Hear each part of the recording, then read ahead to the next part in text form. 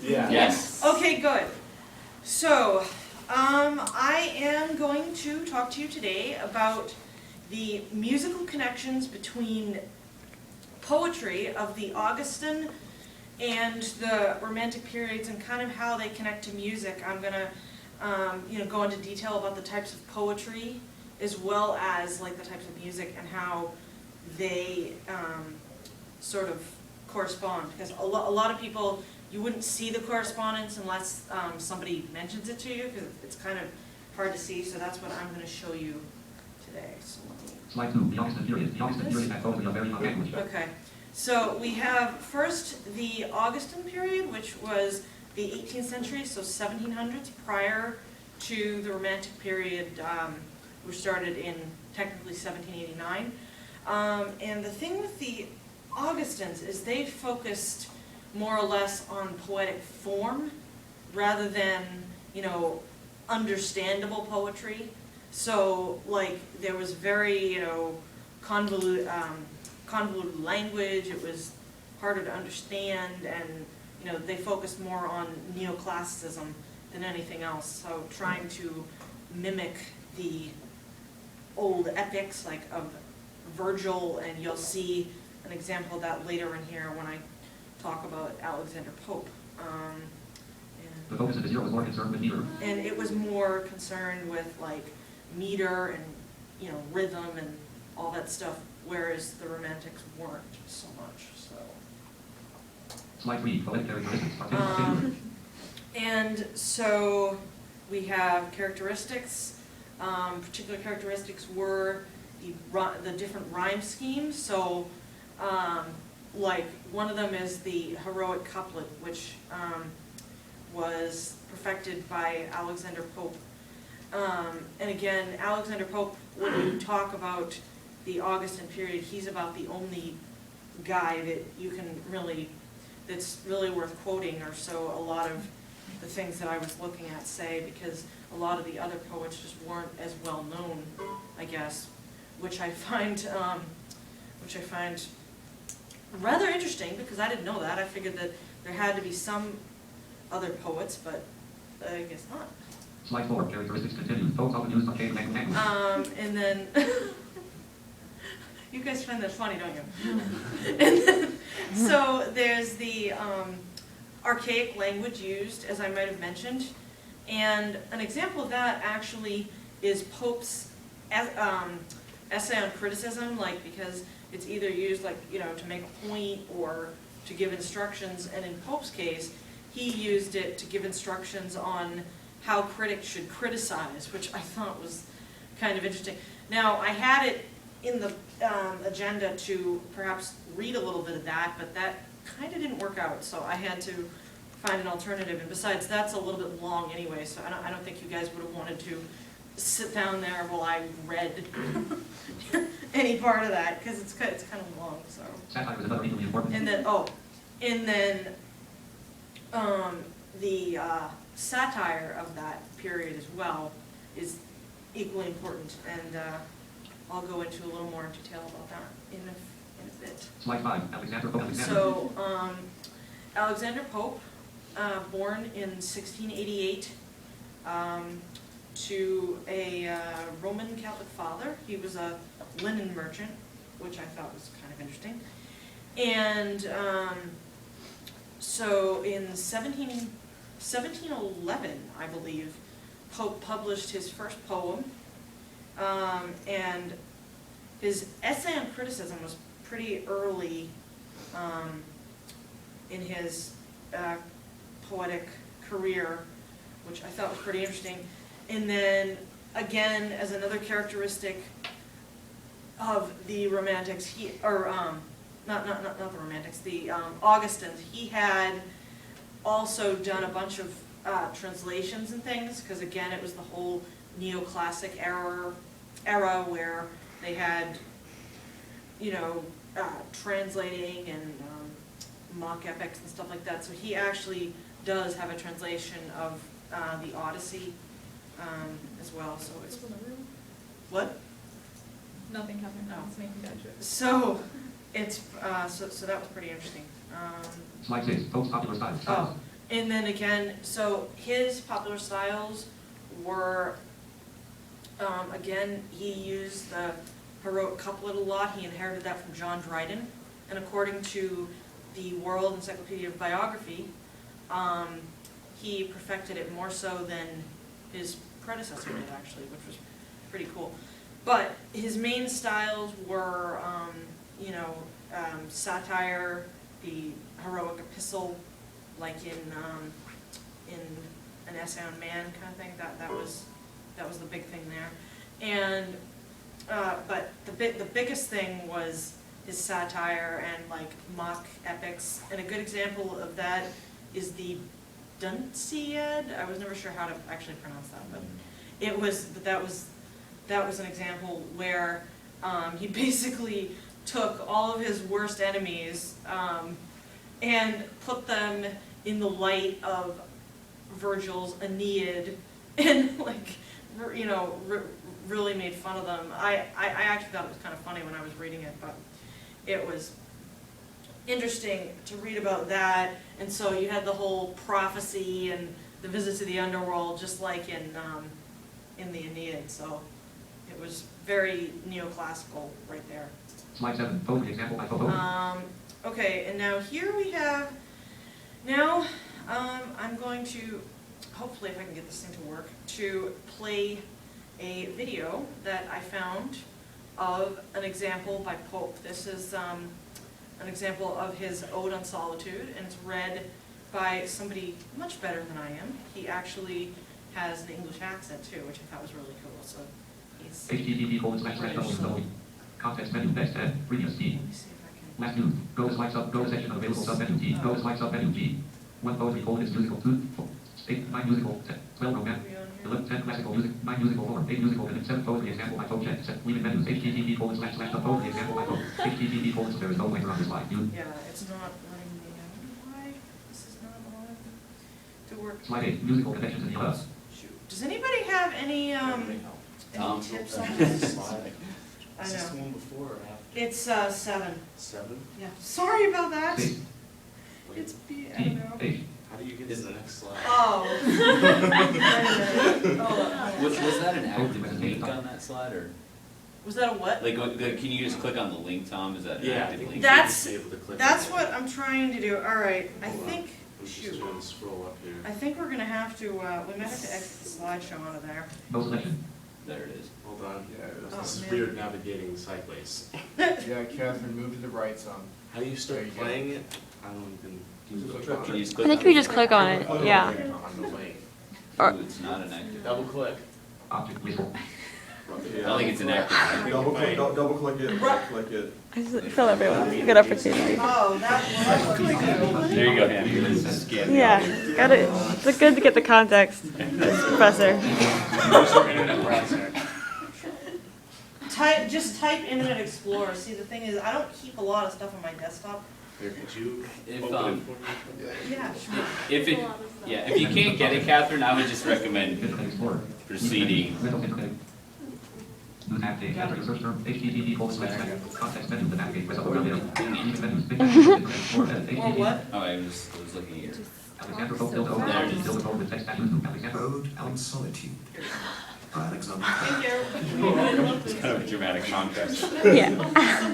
Happy the man whose wish and care a few paternal acres bound, content to breathe his native air in his own ground, whose herds with milk, whose fields with bread, whose flocks supply him with attire, whose trees in summer yield him shade, in winter fire. Blessed who can unconcernedly find hours, days, and years slide soft away, in health of body, peace of mind, quiet by day, sound sleep by night, study and ease together mixed, sweet recreation, and innocence, which most does please with meditation. Thus let me live, unseen, unknown. Thus unlamented let me die, steal from the world, and not a stone tell where I lie. So, that's an example of Pope, you know, with his interesting rhyming schemes, which I found pretty interesting, so we can close that out. Poetry presentation.t. Poetry presentation. http:// Okay, so, You're gonna start this slide. oh, yeah, PowerPoint slideshow dash left bracket post. what? You're on the first slide. Oh, you're right now. kidding. All right. Slide Oh, 7. there you go. Slide 8. Musical connections in the Oh, office. shoot. Slide 7. Photo. Okay. Slide 8. Oh, no, here we are. All right. So here we are. So this is the, so now we're going to talk about musical connections to these poems, which I think is very interesting. And Musical connections in the office So- period. During the office period. so basically, you know, there was the Baroque and the classical periods that were kind of happening sort of at the same time in the Augustine period, which was interesting. Composers of the Baroque era were characterized. And the Baroque era had a lot of, you know, highly ornamental stuff. It was actually criticized. So just like, kind of like the poems are highly ornamental with a really flowery language, music was also highly ornamental with trills and everything else that a lot of people didn't really like because they thought that the Baroque people were just kind of showing off. So there was originally a negative connotation. That's until 1756, that is, when Wolfgang Amadeus Mozart came along. And, you know, he kind of introduced the classical era, which was pretty cool, because the new form that was in his time was the sonata, which is a 3 to 4 movement piece that, you know, each movement was of a different tempo, usually, and usually a different key. So, and it sort of, you know, and there were definitely ornamental parts of it, kind of just like the poems of that time, so that there's different ornamental displays in music as well. Slide 9. Musical forms. Baroque forms were most commonly the prelude, the fugue, and the concerto. And then also the other forms are the prelude, which is a piece like for the beginning of a program or something. It's usually lighter, not very ornamented, though it can be. And then the fugue, which has different voices, like one voice will start and then another voice will come in with the same thing, but it'll like either come like either above or below the previous voice kind of thing, and then it just keeps going. Bach was famous for those, so that's one couple of examples of that. Slide 10. Classical music demonstration at display of the well played of Mozart. Okay, so now I'm going to play for you guys a portion of one of Mozart's sonatas. This is his Kershaw 310. Let's see here. Make sure you get the desk here. Sorry about the, No, it's okay. It's just going to be there we a go. little bit interesting. Okay then. Does that work for you, Catherine? Yes. Okay.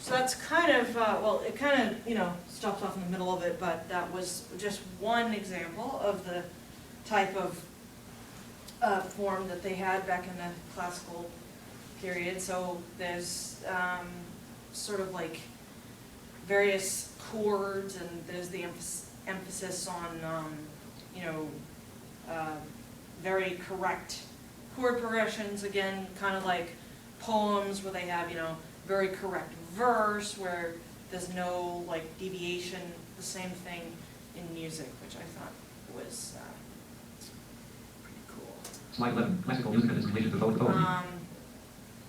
And then again, so the classical music, we kind of did that, so I can Slide 12, romantic era, romantic skip over poetry. that. Okay, so now we're on the Romantic era, which 1789 to 1820, technically, but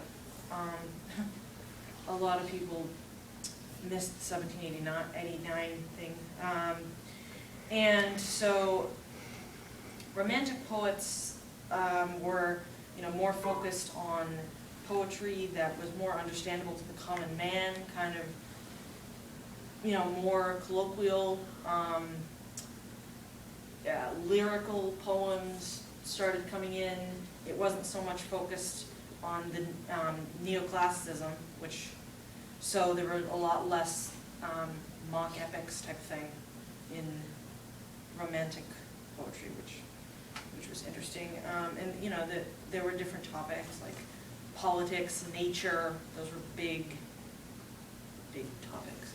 Slide 13, poetic characteristics. Most commonly discussed nature as a higher virtue. And nature was commonly discussed as like a higher, you know, nurturing power. However, it never really referred to God, which is interesting. So, as they say, Romanticism is spilt religion. So, so it's, you know, not like God was mentioned. I think Coleridge was the only exception to that, or at least the only one that we studied anyway. Sonnets, odes, And sonnets, odes, lyrical poems. And the way a sonnet was described in something that I was looking at from Wordsworth was that instead of the traditional, you know, 3 quatrains and a couplet like Shakespeare, it was the octave and then 6 lines. I thought was interesting, a different like description than the typical sonnet. Slide 14, William Wordsworth, left there, 177 Wordsworth. And then Wordsworth, 1770 to 1850. He was, like I said, a big romantic. And he had a lot of poems about nature. Like when he was young, he loved to walk around in nature. You know, in where he was, you know, where he was born, and then in the summers on his vacations he liked to go in the north of England, so he loved nature, and that kind of came through into poems. Slide 15, Wordsworth's goal in writing. And then in grammar school he showed a very discriminating interest in poetry, which I thought was interesting. And Wordsworth, his goal mainly was to break away from the neoclassicism and the really difficult forms of the previous Augustine period. So he wanted to make his poems, you know, more understandable to people. So he wrote about common subjects such as nature, you know, religion or lack thereof. And politics was another big one, as I will go over in a bit. He used poetry a lot to kind of describe how he was feeling, as well as to get messages across to his people. So it was interesting in that respect. Slide 16, Wordsworth poetry reading, HTTP poll. And again, there's a reading here, but I'm wondering if instead of... Yeah, why don't we, you only got about 3 or 4 more minutes, so, I know. because I want to make sure we leave some time for questions. So Yeah, why don't exactly. we skip over this, Yeah. just 'cause we've actually read some Wordsworth, obviously, so. Yeah, we have, yeah. so we'll Once you just get to skip, the, yeah, we'll just skip over that I know. one. Slide 17, Wordsworth's position on England. And then again, so that was, you know, London 1802, but I'm gonna skip over that slide because we're not actually reading that, so, yeah. Slide 18, music in the romantic Okay, era. so I'm gonna move over onto the music in the Romantic era, and, this changed pretty drastically. Just like the poems of the Augustinian period were more focused on society as a whole, and in the Romantic period they shifted over to the individual music, so too did the same, which I thought was pretty interesting. So it was more about the individual, the performer was given higher expectations, like there was a lot more solo stuff, the pieces were more difficult, in contrast to poetry, which sort of got easier to understand in Romanticism. So in that case, music shifted the opposite Slide way. 19, romantic musical number. I will now play A. Okay, so now I'm going to use Robert Schumann's Second Romance to sort of show the shift in music here. And I'm not going to play the whole thing, obviously, because that would be...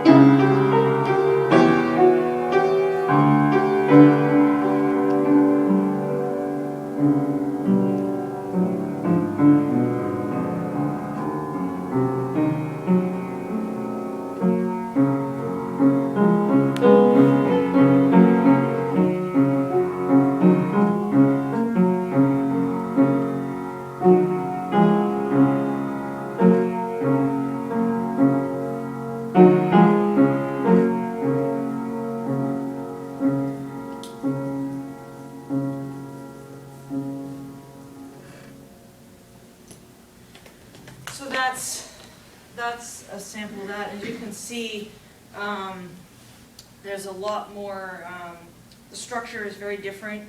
There's a lot more chords and of course chord progressions were a lot more varied in Romanticism as was poetry. So that's basically the connection there. Slide 20, elements of romantic music. Romantic solo music is characterized by less ornamental fixtures, but more sophisticated and longer pieces semi-fold often involving the person to play And then with. so here's so right here's some stuff on the Romantic era, like the different elements, like I said, longer numbers, more difficult passages and stuff like that. So Slide 21, the fairness of music to poetry in his era. Poetry was like focus.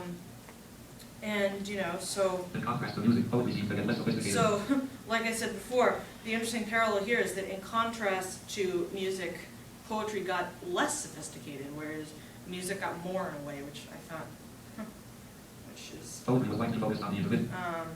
and again, you know, poetry widely focused on the individual during this period, same thing for music. Slide 22, inclusion poem may be difficult to do. And so basically, though the connections between these might be difficult to see at first, like when you're just listening to music or reading poetry, like once it's explained, it's relatively easy to see, I think. Slide 23, final thoughts. Wordsworth and Pope were two of the most interesting poets common. And then Wordsworth and Pope were, you know, two of the most amazing poets, and I think that they served this demonstration quite well, so that's why I chose them. So, and I hope you guys enjoyed this. Great, thank you very much. Presentation. C colon X. Poetry presentation.